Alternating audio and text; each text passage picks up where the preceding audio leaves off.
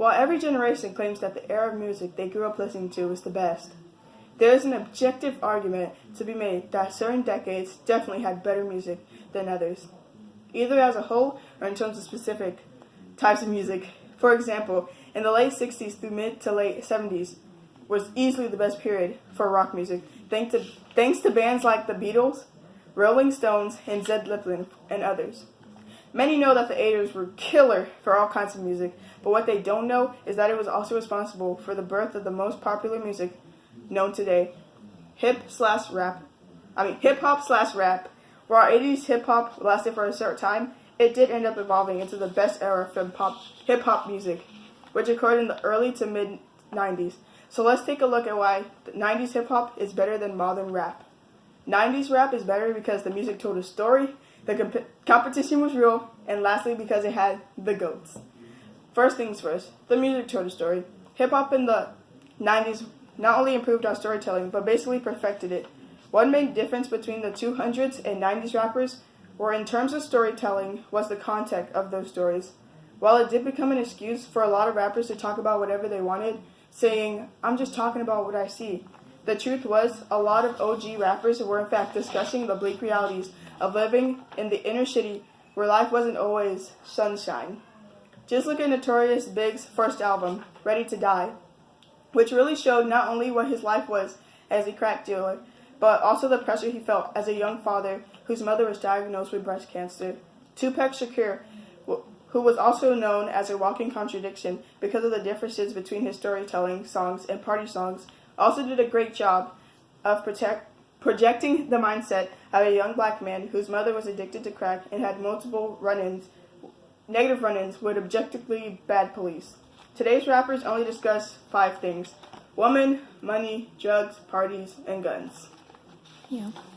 And while 90s rappers also discovered those topics, they had a much diverse range. Today's hip-hop today can be compared to 90s hip-hop. Can be best compared to NBA today versus the NBA of the 90s.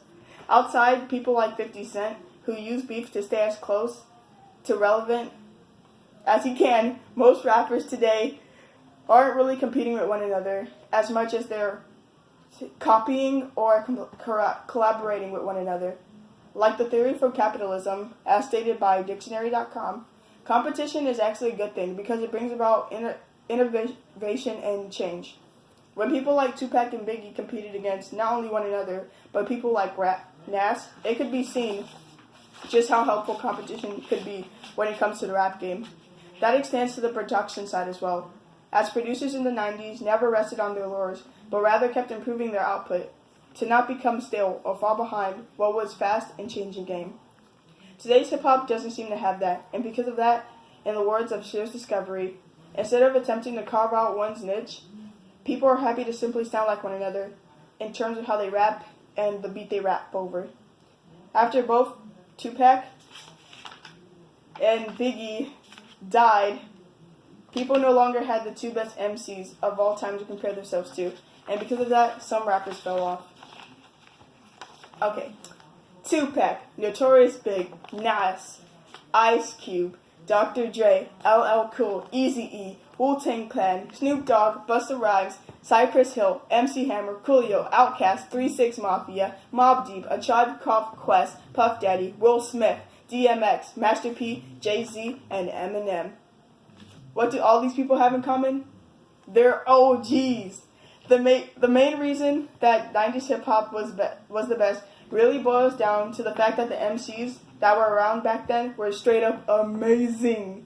If you go to any rap video on YouTube and check the comments, you'll eventually run into a comment, or 500 of them, that states whichever rapper whose video you're watching or listening to wouldn't exist if Tupac, Biggie, or another famous 90s rapper were still alive. And while that's probably a mix between hyperbole and wishful thinking, those people have a point. For example, the death of Tupac Shakur and Biggie Smalls left a void in the rap game that was little filled with rappers like Jay-Z and DMX, and that changed the trajectory of the entire game. Imagine the Beatles dying in a plane crash in 1964 before they reached their prime late 20s. That's what happened to Shakur and Smalls. Despite their young age, the two produced what was and still is considered the best hip-hop music that the world has ever seen. Their music was so good that they were considered leaps and bounds ahead of people like Nas, whose Lunatic album won almost in every top 10 hip-hop albums list.